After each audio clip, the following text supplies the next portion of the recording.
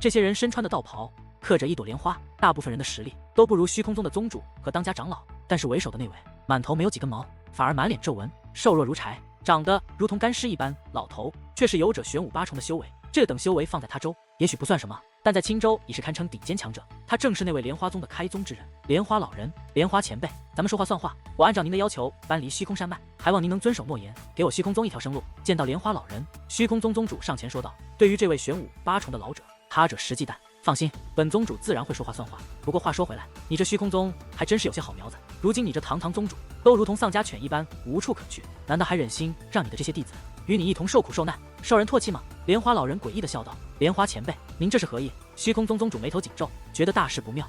哈哈，没什么意思，就是不希望这么多好苗子被你给耽误了。莲花老人嘴角上翘，随后竟将目光投向虚空宗宗主身后的茫茫人海，对那几十万长老与弟子大声说道：“诸位，这虚空山脉从今日起改为莲花山脉，这虚空宗也改为莲花宗，而我莲花老人卡尔等资质不凡，不忍你等与这无能的小辈受苦受难，所以我愿对尔等敞开我莲花宗的大门，只要你们愿意留下者，皆可加入我莲花宗门下。实不相瞒，我莲花宗已向麒麟王府申请一等宗门资格，只要你等留下，日后就是一等宗门的长老和弟子。”莲花老人此话一出，顿时在人群之中掀起一场轩然大波。虚空宗的许多长老和弟子皆是面面相觑，面露惊喜之色。莲花前辈，您这样做也未免太过分了一些吧？这一刻，虚空宗宗主面色铁青，却又不敢发作。他自己可以不顾生死，但是他却不想自己的举动牵连虚空宗的数万生命。我这不过是为了他们的前程考虑，难道有错吗？何况我让他们自己抉择，又没有逼他们什么。要说过分，应该是你吧？你小子自己无能，还要带领这么多资质不错的后辈，你这不是耽误人家的前程吗？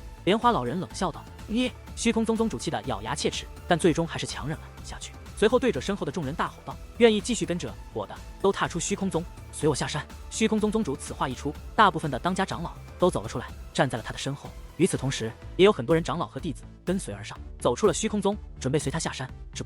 但是无论是长老还是弟子，此时此刻肯站在虚空宗宗主身后，愿意继续跟随他的，却只有几千人而已。剩余的几十万弟子皆是站在原地，在宗门利益与自己利益发生冲突之际，这些人给予了虚空宗宗主一个准确的答案：你们这些混账，宗主待你们不薄，你们竟然如此薄情寡义，难道良心都被狗吃了吗？见到这一幕，虚空宗的当家长老们指着那些长老和弟子，愤怒地咒骂起来。面对当家长老的咒骂，许多弟子感到羞愧难当，低头不语。但是有些弟子和长老干脆大声反驳起来：“长老，人向高处走水，往低处流，我等有错吗？没错，虚空宗早就大势已去，我等跟着你们只会越来越弱小，受人鄙视与唾弃。莲花前辈实力强大，定能带我等走上一条强者之路，我等都愿意做莲花宗的弟子，与莲花宗共存亡。莲花宗，莲花宗，莲花宗！妈的，你们这群势利小人，看我不弄死你们！”这一刻，当家长老勃然大怒，说话之间便要动手。我倒是要看看谁敢动我莲花宗的人。可就在这时，那莲花老人却冷哼一声。与此同时，磅礴的玄力肆虐而出，如同无形的凶猛野兽般轰击在那几位准备出手的当家长老的身上。实力差距太大，莲花老人只是一击，便将这几位当家长老轰出数十米，一个个口吐鲜血，已是无力站起，陷入了重伤。我们和你拼了！见自己的长老被打成重伤，那些决定跟随虚空宗的人中，有许多勃然大怒，想要与莲花老人拼个你死我活。住手！见状，虚空宗宗主赶忙大喝一声，制止住众人后，便看向虚空宗内那些选择加入莲花宗的几十万弟子，说道：“人各有志，你们要留下，我绝不强求。”说完这句话，他便率先迈步，准备离开此处。与此同时，其身后的几千名长老和弟子也是挪动步伐，紧跟上。这一刻，不管他们是愤怒也好，还是委屈也罢，他们的背影却给人一种异常可怜的感觉。可是胜王败寇就是如此，没有人会给予他们同情，相反，给予他们的只是讥讽与冷笑。对，快走吧，你们这些丧家犬！我看九州大陆哪里能是你们的容身之处？敢与我莲花宗为敌，这就是你们的下场！莲花老人冷声大笑起来，他的话中之意很是明显，他就是要让虚空宗无处容身，最终消失在人们的视线，彻底灭亡。九州大陆哪里都是虚空宗的容身之处，倒是你莲花宗有何资格霸占这虚空山脉？可就在这时，天空之上突然传来一声如雷鸣一般响亮的声音，这个声音实在太过洪亮，竟使得这方天地都是一阵颤动。莫说是那些弟子，哪怕是莲花老人，也是站立不稳，险些摔倒在地。当那阵恐怖的摇晃平息之后，所有人都是将目光投向了天空。而当人们看到此刻的天际之际，在场之人无一不是神情大变，吃惊不已，因为此刻在那天空之上站立着数道身影，这些人皆是踏空而立，俯视下方，每个人的身上都散发着强大无匹的气息，他们站立在天界，宛如神明一般。可以说，他们那强大的实力，对于虚空宗以及莲花宗的人来说，就是神明。但是人们之所以会如此震惊，却是因为那人群之中的一名少年。那个少年的画像曾洒遍九州大陆各处，所有人都知道他是谁。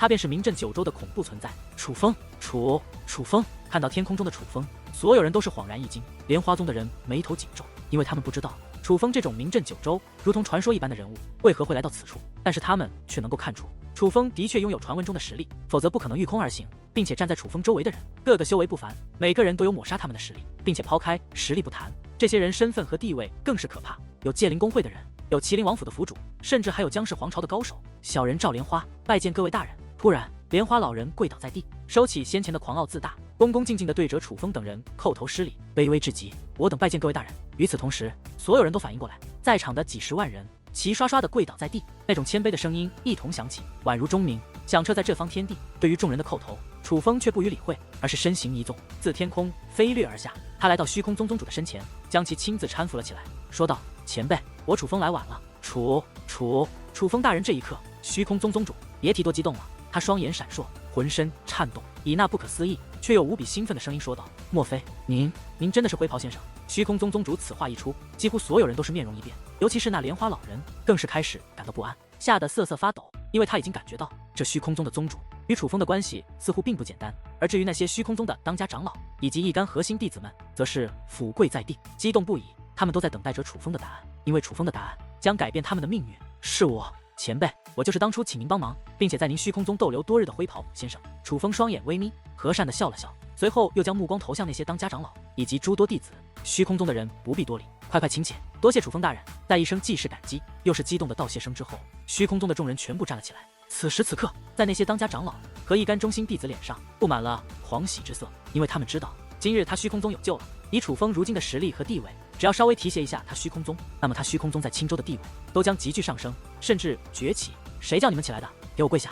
可就在这时，楚风却是突然面容大变，指着那虚空宗内已然站起身的几十万弟子，大声喝道：“他这一声暴喝，当真如同雷鸣，惊得大敌一阵颤动，树木左摇右晃，山林间兽走鸟飞。而那几十万弟子更是吓得身体一颤，一个个赶忙跪倒在地，身体不住颤抖，连头都不敢再抬起一下。哼！我叫虚空宗的人起来，你们莲花宗的就给我好好的跪着，谁再敢擅自站起，我就将其当众处斩。”楚风冷声说道。楚风此话一出，莲花宗的所有人都慌了，因为他们都已经意识到楚风与虚空宗的确关系不凡，他们竟然这般逼迫虚空宗，今日注定是要倒大霉了。前辈，其实我今日前来是有事与您相商。随后，楚风又将目光投向了虚空宗宗主。楚风大人，您有话不妨直说，只要是我能做到的，定然全力配合。虚空宗宗主赶忙应下，我是想让您的虚空宗与我青龙宗联盟，不知前辈可否愿意？楚风微笑道：“什么？与青龙宗联盟？”楚风此话一出，如同晴天一道惊雷，惊得在场之人皆是感觉不可思议。如今的青龙宗是什么势力？那可是被誉为九州第一宗门的势力。听闻九州大陆之上无数座强大的势力想要与青龙宗联盟，但却都被青龙宗拒绝了。就连秦州的霸主至尊山庄想与青龙宗联盟，都被拒绝了。如今青龙宗的联盟势力只有两座，一座便是界灵公会，另一座便是麒麟王府。界灵公会不用说了，九州都最强大的势力之一，而麒麟王府虽然远不及界灵公会，但最起码也是青州的霸主。可是他虚空宗不过是小小的二等宗门，在青州这种地方都是任人践踏的小势力，如今竟然得来了与青龙宗联盟的机会，这时让人感觉难以置信。愿意，我当然愿意。虚空宗宗主连忙点头，那脑袋就跟捣蒜一般，别提多开心了。那好，此事就这么定了，我已经与麒麟王府的府主申请将虚空宗提升为一等宗门，并且麒麟王府的府主已然同意。说话之间，楚风将目光投向天际，看向了如今的麒麟王府府主齐风阳。听得此话，虚空宗的所有人都将目光投向了齐风阳，目光之中充满了激动的神情。而齐风阳则是微微一笑，此事不假。虽说如今的虚空宗还不具备一等宗门的实力，但是相信虚空宗很快就会具备一等宗门的实力，并且超越青州的大部分宗门。多谢楚风大人，多谢府主大人。这一刻，虚空宗的众人再度跪倒在地，他们是发自肺腑的感激楚风对他们的帮助。唉，不要多脸，快请起。楚风大袖一挥，一股劲风掀起，便将虚空宗那些跪倒在地的众人给搀扶起来，随后说道：“既为联盟势力，自然要有一些合作项目。我青龙宗如今广收弟子，但是有些弟子并不适合在我青龙宗修炼，可是这些弟子的资质也是不错，我青龙宗不忍浪费，所以从今日起，凡是想拜入我青龙宗门下，却未能成为我青龙宗弟子者，我青龙宗都会将他们介绍到虚空宗。若是他们愿意，便可到虚空宗来参加入门测试。不知前辈可否愿意？”“愿意，我当然愿意。”虚空宗宗主连忙点头，因为他知道这是一个多么难得的机会。如今拜入青龙宗的弟子，那可是来自九州大陆各处的优秀人才。这样的人，就算是因为资质不够，无法成为青龙宗弟子，但对于青州的势力来说，也都是难得的人才。若是这样的人才都能够拜入他虚空宗门下，那他虚空宗将会急速壮大，势不可挡。虽然无法和青龙宗比肩，但至少在这青州境内，很快便可取得一席之地。既然前辈愿意，那我现在就代表我青龙宗与您签订联盟协议。从今以后，我青龙宗与您虚空宗同荣辱，共进退。楚风说话之间，拿出一纸协议，这份是联盟协议，上面详细的写着青龙宗与虚空宗联盟的条例。而见到这张协议后，激动无比的虚空宗宗主连看都没看，便赶忙在上面写上了虚空宗3个大字，随后按上了自己的手印。这一刻，虚空宗上上下下无一不是激动无比，因为他们都知道，从今日起，他虚空宗将要崛起，有青龙宗罩着他们，日后莫说这小小的青州，哪怕是九州大陆，恐怕都没人敢惹他虚空宗。但是有人欢喜，有人忧。在虚空宗的人欢喜的时候，那些刚刚还是虚空宗弟子与长老，但是如今已选择加入莲花宗的几十万人，可就是悲痛不已，后悔满面。他们此时此刻可当真是连肠子都悔青，连死的心都有了，后悔不该那么胆小怕事，不该背叛虚空宗，不该贪图莲花老人给予的诱惑。只因为他们的立场不坚定，才使得他们错过了登天的机会。只是一念之差，便错过了天大的机缘。可是世间什么都有，却唯独没有后悔药。他们必须为自己的决定付出代价。这位是莲花宗的宗主吧？在签订过联盟协议后，楚风微笑转身，将目光投向了莲花老人。小人正是莲花宗宗主赵莲花。莲花老人赶忙应答，他是当真害怕了，并且害怕极了。你站起来说话。楚风的语气很是柔和。听得此话，莲花老人暗自窃喜，不由松了一口气，因为他觉得楚风似乎并不准备难为他的样子。于是他赶忙站起身来，不断的对楚风施礼：“多谢楚风大人，多谢楚风大人，你胆子够大的，竟敢霸占虚空宗的土地，还强收虚空宗的长老和弟子。”可是突然之间，楚风却是面容转冷，指着莲花老人怒斥起来，随后又将手指向那群背叛了虚空宗的几十万人，说道：“你很喜欢这些为了自保便忘恩负义、背叛宗门的势利小人是吧？好，今日你就将他们全部带走，带回你的莲花宗，他们从今日起就是你莲花宗的人，一辈子都贴上你莲花宗的标签。不过你给我记住了，从今以后，你莲花宗的人最好就待在你们的1亩3分地，要是敢踏出半步，我就格杀勿论。大人饶命，大人饶命啊！我无知，我该死，不该贪心。不过还请楚风大人给我莲花宗一条生路，毕竟小人不知道虚空宗与您相识，若是知道的话，小人是万万不敢对付虚空宗啊！”这一刻，莲花老人扑通一声跪倒在地，不断磕头作揖，被楚风求饶认错。我今日不杀你们，就已经是给你们留了活路。滚！休要又废话，再不滚，现在就宰了你们！楚风声音如雷，轰鸣阵阵，与此同时还若隐若现的散发出了磅礴的气息以及森森杀机。遵命，小人这就走，马上就走。这一下，莲花老人彻底慌了，连忙站起身来，带领莲花宗的一干人等准备离开，因为他知道现在走还有一线生机，若是不走，那就是必死无疑。站住！可他们刚走几步，楚风便再度暴喝一声，指着他们道：“谁叫你们走的？我叫你们滚！现在就给我滚！给我滚者下山！”楚风，你不要欺人太甚，不过是一个毛头小子，也敢这么对我们说话？就在这时，一名莲花宗的当家长老指着楚风怒骂道。然而其话音刚落，那人便化成了一片血雾。这一幕发生的实在太快，没有人知道究竟是谁出手，但是莲花宗的人却是彻底怕了。大人饶命，我们这就滚，这就滚！终于没有人敢再有迟疑，莲花宗的人们在莲花老人的带领下，开始顺着那阶梯山路翻滚下。你们发什么呆？还不快给我滚！在莲花老人滚得越来越远之后，楚风又将手指向了仍跪在虚空宗内的几十万人。宗主饶命，宗主饶命啊！宗主，我们知道错了，给我们个机会吧。宗主大人，我可是您看着长大的，您就如同我的父亲一样，孩子都会犯错，求您给我一次改过自新的机会。那些人面面相觑，最终却没有人移动半步，反而是开始对着虚空宗宗主求饶，恳求原谅。因为楚风先前的话已经说得很明确，他虽然没有给莲花宗死路，但却也没给莲花宗活路。日后莲花宗得罪了青龙宗的事情若是传开，相信不必青龙宗动手，就有很多想与青龙宗攀上关系的势力自告奋勇的去灭莲花宗。他们今日若真的跟莲花老人回到了莲花宗，那么等待他们的就是死路一条。面对几十万长老与弟子的苦苦哀嚎，大声求饶，虚空宗宗主则是满面为难，他是心软了，真的心软了。这毕竟是跟随了他多年的长老和弟子。于是他转过身，将目光看向了楚风，想要替这些人求情，可还不待其开口，只见楚风大袖一挥，数拳轰出，那人海之中便不但传来阵阵轰鸣，每道轰鸣响起，都会散开狂暴的能量涟漪。凡是被卷入那涟漪之中的人，只是瞬间便会化作片片血雾；就算没有被卷入涟漪的人，也是被余波所创，非死即伤。只是眨眼之间，就有几万人毙命，惨死在楚风的手中。这一刻，虚空宗的人是又惊又恐，因为他们终于见识到了楚风的实力，传闻中可以斩杀天5境强者的实力。大人饶命，大人饶命，我们这就滚，这就滚！当轰鸣结束之际，那些还活着的人们没有一个人再敢求饶，而是满面惶恐地奔跑而出。来到下山阶梯之际，便赶忙翻滚而下，连滚带爬地向下行去。于是乎，在这虚空山脉之上，出现了一道奇异的风景线，那就是几十万人自登山之路滚下，惨不堪言。而当最后一名弟子跨过宗门广场，滚向登山之路后，楚风才拍了拍虚空宗宗主的肩膀，说道：“前辈，他们今日可以背叛你，来日仍会背叛你。这种人，你若是都同情，那在这弱肉强食的世界，您该如何立足？听得楚风之话，虚空宗宗主身体不由一颤，那看向楚风的目光之中，不只是单纯的敬畏，还有了发自内心的敬佩。其实楚风所说的道理他都懂，但是人心都人肉长的，真的能够做到善恶分明、杀伐果断的人，可谓少之又少。至少如今的他还做不到。可是楚风这个年仅只有17岁的少年，却已经做到了这一点，叫他如何能不敬佩？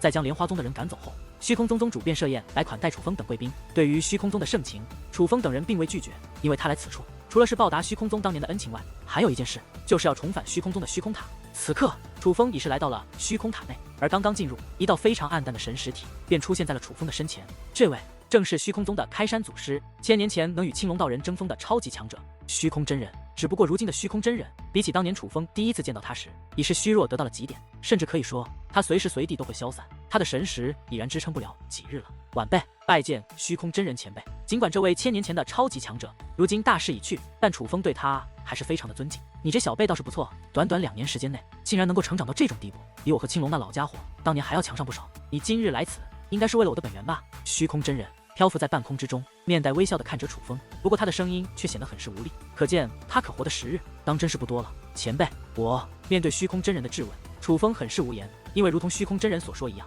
他来此为的就是虚空真人的本源。毕竟这虚空真人乃是超级强者，他的修为应该接近天武巅峰，那样的本源将会使得淡淡的修为大涨。楚风不想错过这个机会，淡淡更不想。不必不好意思，这很正常。然而虚空真人却是无所谓的一笑，随后说道：换作是以前，我一定不会容许有人吸取我的本源，因为我觉得那将使我变得不完整。哪怕是今天，我也这么认为。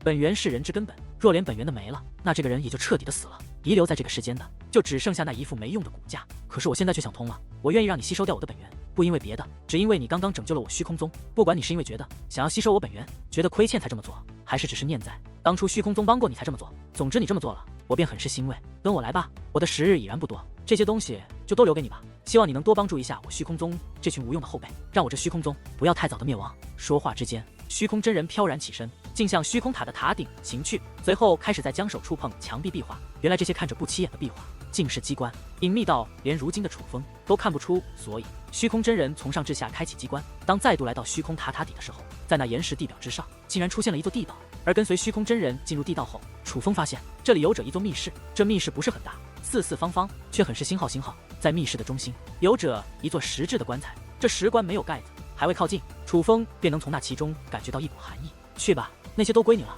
不过拿到这些后，记得要多帮帮我虚空宗。说话之间，虚空真人释然一笑，身形开始蠕动，最终化作一缕缕气体，盘旋在半空好一会后，便如烟雾一般消散。他主动解体了神识，如今的他已然彻底死去。快放本女王出来，本女王要亲自炼化这家伙的本源。淡淡兴奋地说道。而楚风也不怠慢，意念一动，便将界灵大门开启，而淡淡那美丽的倩影更是化作一道黑光，直接爆裂而出，站在了石棺之上。楚风，那老家伙没骗你，这里真的有些宝贝，快来看。此时此刻，淡淡那绝美的小脸之上布满了喜悦之色，二话不说，张开小嘴，一股磅礴的吸力便暴涌而出，竟已开始吸收虚空真人的本源。这一刻，楚风也是发现，当虚空真人的神识解体之后，那石棺之内的光芒居然明亮了几分，那股寒气也是增强了不少。而当楚风靠近之后，发现那石棺内躺着一具干尸，干尸的身体上覆盖着一层碎石，这碎石为蓝色，每颗都散发着比冰还要强上许多的寒气。最主要，这蓝色的碎石之中竟然蕴含着天力，那天力的浓郁程度非常恐怖。而除了这些天力之外，还有着一些特殊的狂暴能量体。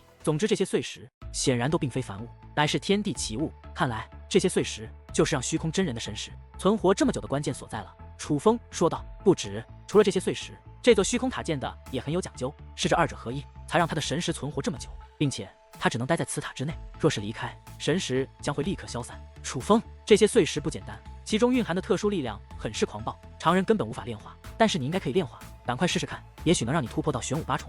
淡淡兴奋地说道。淡淡，你竟然踏入了天武二重。而看到淡淡，楚风则是有些吃惊。淡淡之前还明明是玄武9重，可是当其炼化掉虚空真人的本源后，竟然踏入了天武2重。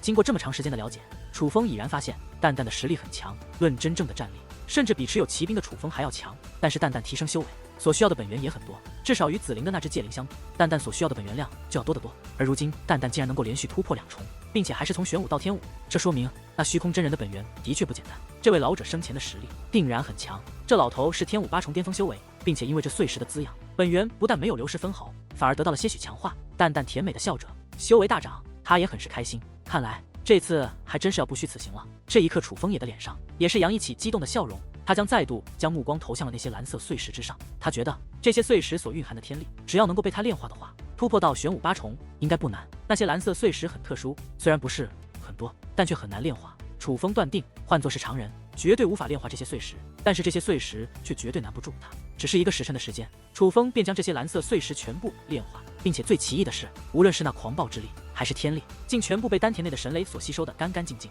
这在常人看来，所根本不能炼化的奇物，在楚风的面前却是修炼奇物，而这也再一次展现出了那体内神雷的强大。不过最主要的是，在将这些蓝色碎石炼化掉后，楚风竟然真的突破到了玄武八重，并且这还是楚风没有炼化过玄珠的情况下。妖猴王给了楚风3000万颗玄珠，楚风知道如今自己所需要的修炼资源越来越恐怖，这3000颗玄珠恐怕连他所需要资源的一半都远达不到，炼化掉也是无法突破。所以楚风给了李长青1000万颗，让其留着培养青龙宗的优秀长老和弟子，壮大和发展青龙宗所用。毕竟他早晚是要离开这里，前往东方海域的。楚风剩下的2000万颗玄珠，楚风也没有炼化，而是留在身上，以防日后所需。而这些蓝色碎石竟然在楚风丹田内继续的力量空空的情况下，直接让楚风提升到玄武八重，并且在突破后仍在丹田内积蓄了一部分力量，更是说明了这些蓝色碎石的不简单了。前辈，多谢了，只要我楚风还有一口气在，就一定会让虚空宗越来越昌盛。在修为提升之后，楚风以戒灵之术凝聚了一道棺材盖，将这道石棺盖上，又做了一个灵位，写上了虚空真人的大名，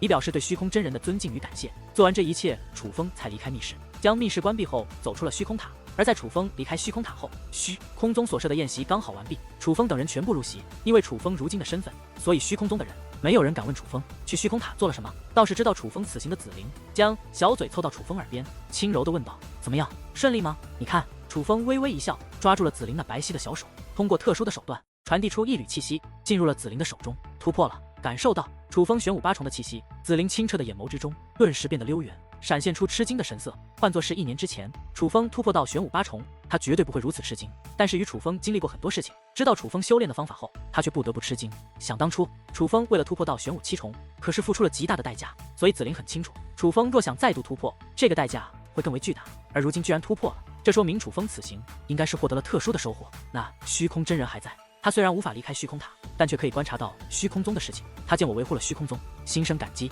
便将那维持了他神识千年不灭的奇物交给了我。这奇物若交给常人，也许无法直接拿来修炼，只能起到辅助效果，但是我却刚好可以炼化。楚风也不隐瞒，他在紫菱耳边详细的讲述了事情的过程。而得知这一切后，紫菱的心情也是大好，绝美的小脸上始终洋溢着甜美的笑容，发自肺腑的替楚风感到开心。当菜系全部上齐后，宴会正式开始，这绝对是一场盛宴。为了感谢楚风等人，虚空宗这个2等宗门可以说是将虚空宗内能吃的好吃的所有宝贝都拿了出来。这些菜可不仅是单纯的山珍海味，很多还是以灵药、原药甚至玄药特制而成的菜系，能起到有助修炼的效果。虽然这样的菜系对于楚风等人来说起不到丝毫作用，但是至少虚空宗的诚意与热情，他们却感受到了。只不过因为在场的很多都是大人物，先不说楚风、紫菱、张天翼、齐风阳、戒灵公会副会长这些人，就连与那位在百曲沟内待了多年的江恒远也来了。如今楚风等人都知道，原来这位高人是江氏皇朝的一位大将，具有天武7重的修为。此次江氏皇朝帮助楚风青龙宗重建青龙宗的代表，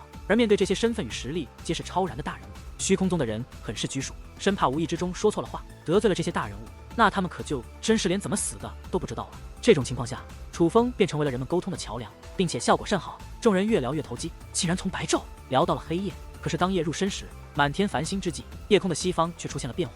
各位大人，您快看，那边的天空竟然是亮的！一位虚空宗长老率先发现了这一幕，指着远处吃惊地说道：“这是。”而当楚风等人将目光投向天际之后，却皆是瞳孔一缩，眼睛不由得扩大了许多，因为他们惊愕地发现，西方的夜空的确有一片变得明亮。只不过这显然并非是奇异的景象，因为那片明亮的区域正在移动，并且是在向他们的方向移动而来。终于，那奇异的光体靠近了，楚风等人能够清晰地看见，那竟是一大片火焰，火焰在空中燃烧，遮天蔽日而来，将天空烧得火红，将大地照得通明。天哪，那究竟是什么？这一刻，在场的所有人都是面容大变，尤其是虚空宗的人们更是开始恐惧地惊呼起来，因为此刻天空的一幕实在太过可怕。尽管他们还无法分辨出那是什么，但却也能感觉到那东西的恐怖。不好，他向我虚空宗的方向过来了！突然，有人大吼一声，而后除了宴会之地外，虚空宗已然是大乱，因为眼下那遮天蔽月的火焰真的正在向虚空宗的方向过来。还未靠近，虚空山脉被照耀如同白昼一般明亮，人们已是能够感受到那炙热的高温。诸位不要慌，待在原地。这一刻，修为最高的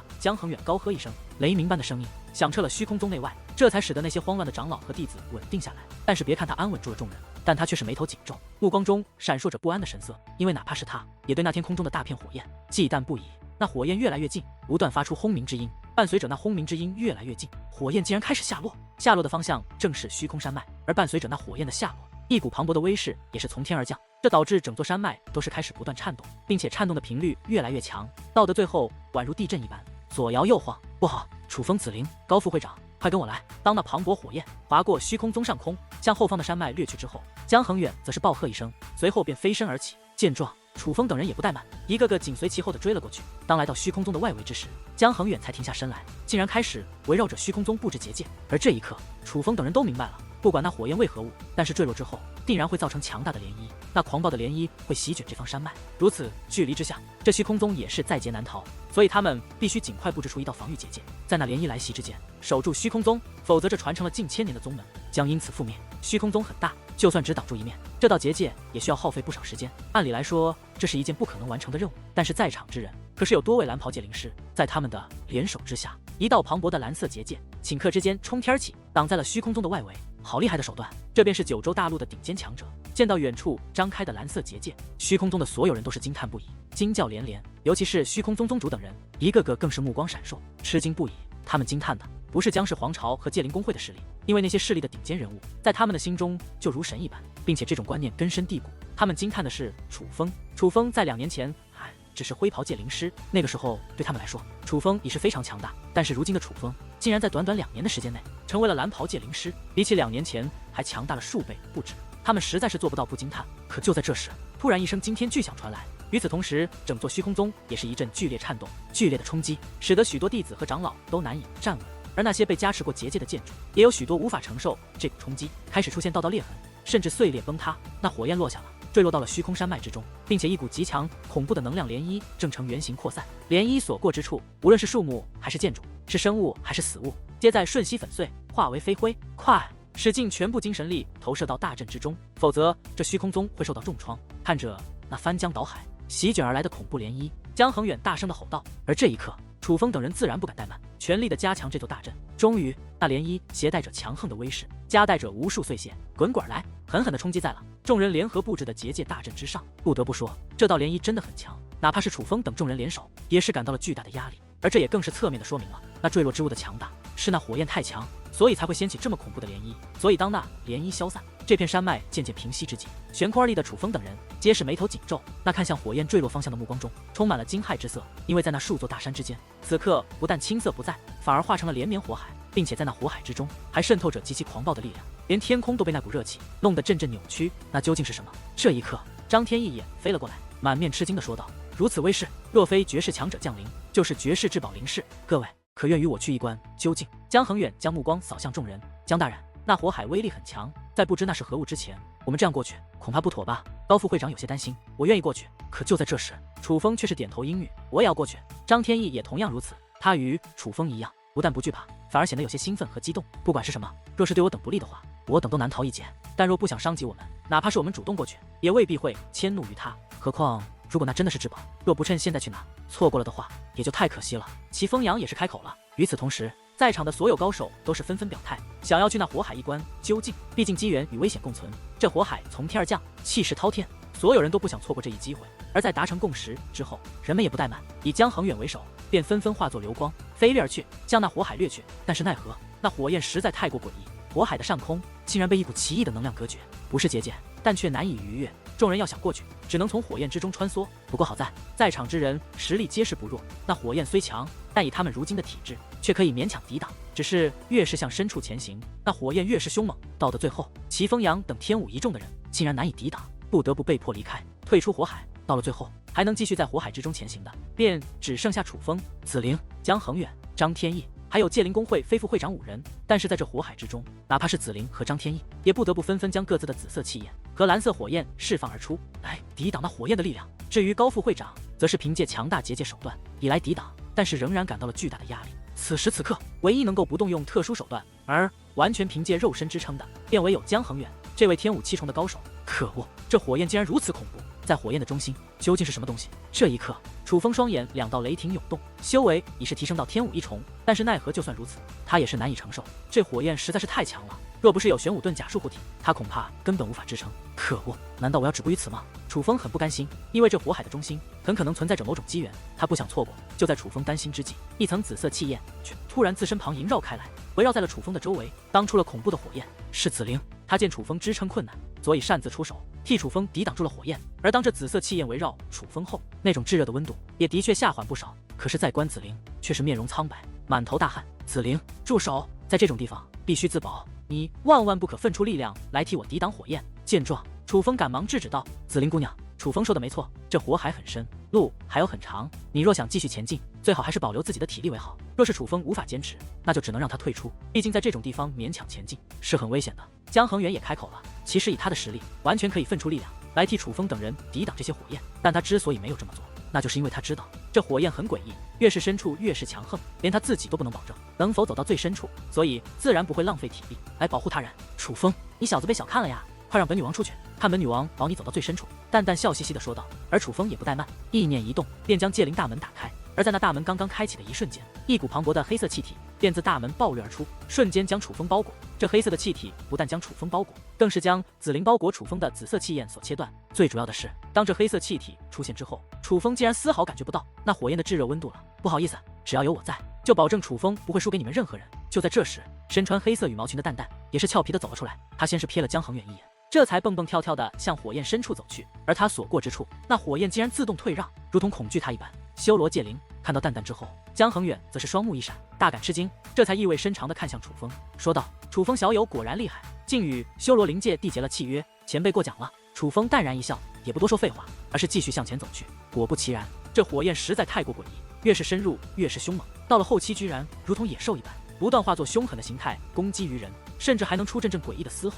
而在这种情况下，高副会长最先坚持不下去，不得不退回，紧随其后紫灵居然也坚持不下去了。而没走出多远，就连张天翼也是不行了。倒是有者淡淡庇护的楚风，居然跟没事人一样，比江恒远还要轻松，这让江恒远不得不对楚风刮目相看。因为他发现淡淡好强，虽然这只界灵只有天武2重的修为，但是隐约间就连他也在淡淡的身上感受到了危险感。而至于他为何对楚风刮目相看，而不是单纯的对淡淡，那是因为淡淡是楚风的界灵。说句简单的话，淡淡再强也要服从于楚风，所以这说明楚风才是真正的厉害。当楚风与江恒远走入火海的最深处时，江恒远竟然吐出一口鲜血，随后一阵撕心裂肺的喘咳起来。前辈，您没事吧？回头观望，楚风不由吃了一惊，他惊愕地发现，此刻江恒远的面容极其古怪，浑身极烫，就连气息也变得极不稳定。楚风啊，我不行了，这火焰太诡异，竟在不知不觉间进入了我的体内，我无法继续前行了，否则的话，我就算不被这火焰燃烧，也会自爆而亡。如今能够继续探索和火海的，只有你一人了。不过千万不要勉强，若要难以承受，定要立刻返回。江恒远拍了拍楚风的肩膀，又意味深长地看了一眼不远处的淡淡后，便头也不回地向来时之路返回。修为倒是可以，可惜体质太差。看着江恒远的背影，淡淡鄙夷地撇了撇嘴，便继续前行。而看着调皮又傲娇的淡淡，楚风只是无奈地摇了摇头。淡淡很厉害，厉害到楚风都难以估量。别看他如今只是天武2重的修为，但他的战力恐怕是那天武7重的江恒远都无法比拟。淡淡就是这么恐怖。自从当初在白虎山脉，淡淡借助楚风的身体碾压过紫灵之后，楚风就已经知道了。之后淡淡开路，楚风紧随其后，终于走到了火海的最深处。这一刻，四周的火焰滔天，不断翻滚怒吼，不仅会化作实体攻击楚风和淡淡，甚至隔断了楚风的精神力，让楚风无法辨别方向。这一下，楚风慌了，在这四周尽是火焰的地带，他没有了精神力，那就等于成了一个瞎子，搞不好会被困死在这里也说不定。可就在这时，楚风的双耳却是一阵跳动，随后猛然将凌厉的目光投向火海的一方，因为他竟然在那咆哮声中听到了脚步声。果不其然，就在楚风听到那脚步声不久后，火焰竟然在一声怒吼之后向两旁退避开来，形成了一条道路。而在那道路的尽头，一个身穿黑色长袍的身影正缓缓而来，这是一位老者。老者一头黑发长到腰间，无风自动，霸气非凡。最特殊的是他的那双苍老的双眼，别看眼角的四周尽是干巴巴的皱纹，但是他的眼神却异常的可怕，宛如死神一般。他只是看了楚风一眼，楚风便不由倒退数步。向来沉稳的楚风，此刻竟然不由得心跳加快，感到了前所未有的危机感，是杀气，非常强大的杀气。这种杀气并非是天生所带，而是真正的杀了无数生灵的人才能具备的杀气。如果说一个人的杀气强弱可以用杀人的数量来衡量的话，那么这位老者所杀之人的数量绝对超过数千万。有趣，想不到在这种鸟不拉屎的地方，竟然有人拥有修罗灵界的戒灵，而且还是一个只有玄武8重修为的小鬼。黑袍老者目光扫过蛋蛋和楚风，淡淡的说道。而这一刻，楚风不由大惊，他明明使用2种雷霆的力量，将修为提升到了天武1重，但是这位老者竟然看穿了他的真实修为是玄武8重，再加上楚风在这老者身上所感受到的前所未有的威胁感，以及那深不可测的修为，楚风断定这位老者乃是一位绝世强者，甚至有可能是一代5军级的高手。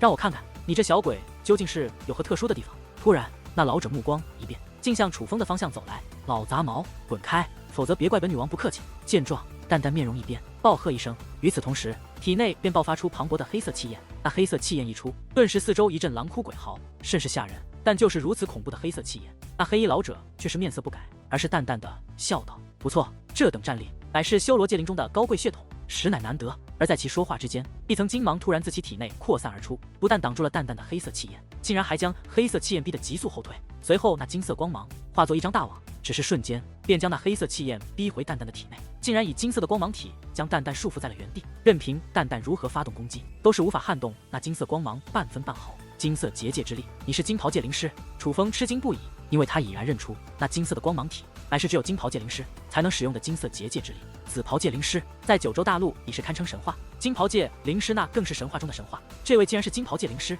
那就说明此人多半不是九州大陆之人，并且的确是一位绝世强者。不错，有些眼力。突然，那老者的声音竟然在楚风的耳后响起。这一刻，楚风也是惊愕的发现，本在不远处的黑衣老者竟然消失不见。而当楚风转身之际，只见一张大手已经是迎面来，一把按在了自己的胸口之上。老者速度实在太快，当楚风看到大手之际，手掌已然紧紧地抓在了自己的胸口。与此同时，层层诡异的力量也是进入楚风的体内，开始在楚风体内到处四窜，似是在搜索着什么。他竟然在搜索楚风的身体，寻找楚风的特殊之处。只不过，当那诡异的力量准备进入楚风的丹田之时，那黑衣老者的面容却是突然大变，随后赶忙松开了抓住楚风的手掌。这一刻，他看向楚风的目光变得异常复杂起来，喃喃自语道：“想不到啊，想不到，在这种鸟不拉屎的地方，竟然会出现这样一个不简单的小鬼。罢了，这种地方能有你这样的小鬼，实属难得。今日我就饶你一命。”说话之间，黑衣老者大袖猛然一挥，周围的火焰便开始急速熄灭，而只是眨眼间的功夫，这占据了几座山头的浩瀚火海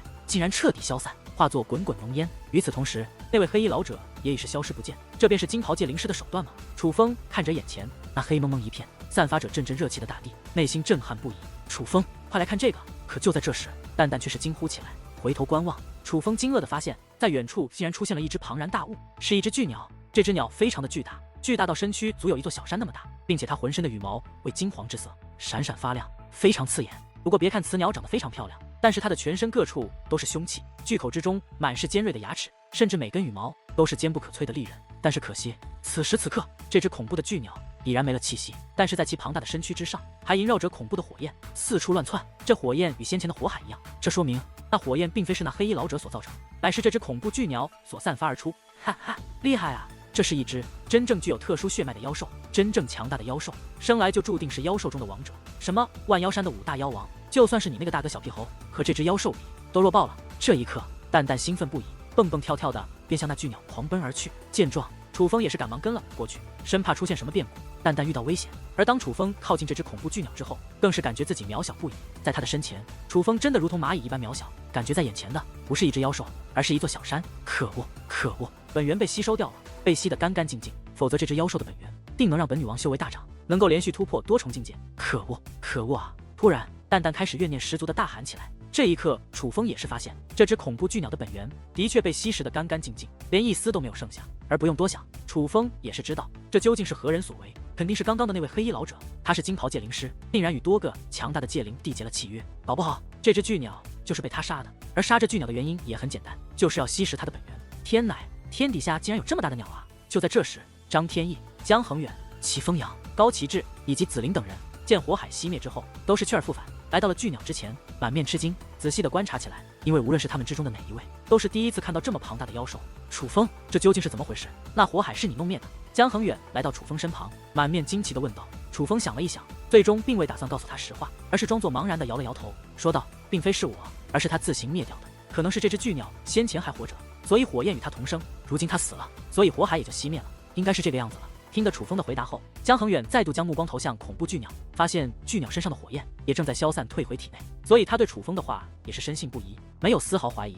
随后，江恒远等人开始仔细地查探这只巨鸟，看看身上有没有什么宝贝。但是最终却没发现这只巨鸟身上携带什么宝贝。不过哪怕是如此，江恒远还是亲自布置出一道磅礴的隐藏结界阵，将这只巨鸟隐藏起来，并且江恒远还准备睡在巨鸟旁边，守护在这里。别看这只巨鸟虽然没有携带宝贝，但是它本身就是一件宝贝，它的羽毛、牙齿、骨骼都可以做武器，并且是非常厉害的武器。经过戒灵师的炼制，将仅次于骑兵，全部可以炼制成至宝级的兵器。哪怕是它的肉和内脏，吃了都有助于身心健康，可以炼药，甚至提炼成修炼资源。不过这只巨鸟很强，尽管如今死了，力量消散，但肉身也很强悍，分解它也是一个大工程。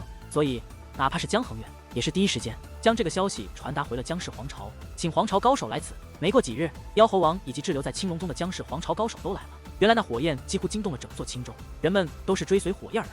不过除了妖猴王等人外，还来了一位高手，那便是紫轩辕。紫灵的爷爷竟然来了，这是烈火神鸟。东方海域一直拥有特殊血脉的妖兽族群，在东方海域有着一席之地的强大存在，而这只烈火神鸟可以说是鸟王级别的存在。这样的烈火神鸟不会无缘无故死去。紫轩辕来自东方海域，所以他一眼便认出了这恐怖巨鸟的来历，并且从那紫轩辕的眼神之中，人们能够看出深深的忌惮，甚至是恐惧。这烈火神鸟的身上的确有着几处创伤，生前应该是与人搏斗过，不过那却并非致命伤，相信他的致命伤应该在体内。就在这时，江恒远开口了。他早就仔仔细细地检查过这只恐怖巨鸟。紫前辈，依您看，这只烈焰神鸟生前修为应该在什么境界？可踏入了武军的层次。随后，江恒远又看向紫轩辕。紫轩辕不但年龄比他这大，修为也是比他强。在场之人，唯一能与紫轩辕一较高低的，恐怕只有妖猴王。所以江恒远也不得不对紫轩辕恭恭敬敬。武军，你也未免太看不起烈火神鸟了。烈火神鸟是拥有纯正血脉的妖兽，来自远古时期，在这个世界繁衍已有数万年的时间。而越是这样的妖兽，越不会人形化，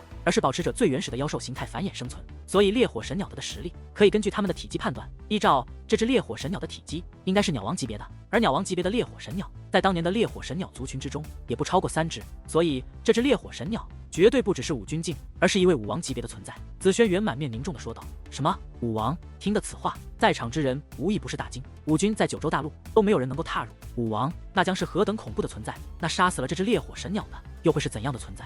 但是相比于他人的单纯震惊以及胡乱猜想，楚风则是眉头微皱，内心感到不安，因为他不得不想起那位黑衣老者。如果说这只烈焰神鸟王是武王级的存在，而他也的确是被那黑衣老者打死的，那也就是说，那位黑衣老者至少也是一位武王级的强者。如今九州大陆竟然来了一位武王级的高手，而偏偏眼下又是姜氏皇朝准备开启地藏的时候。若是地藏的消息传出，相信那位黑衣老者绝对会插上一脚。毕竟地藏的诱惑力，哪怕是金袍界灵师也绝对很感兴趣。而假如那位黑衣老者真的插手的话，楚风真不知道是福是祸了。因为那位黑衣老者杀气实在太重，楚风不敢确定他会不会为了宝藏而抹杀掉姜氏皇朝的人，所以楚风在犹豫要不要将这件事告诉姜氏皇朝。但是那位老者的实力太强，楚风甚至不知道那位老者如今是否真的离开。若是那位黑衣老者并未离开，楚风却将他的事情告诉他人，楚风不敢保证会不会让对方动怒，那样可能就小命不保了。他死了不要紧，若是那位老者要赶尽杀绝，将紫菱以及他的家人全部斩杀，那可就麻烦大了。最终楚风没有开口，他决定拼一拼，希望那位黑衣老者会第一时间离开。毕竟这种地方对他那样的强者而言，也没有留下的意义。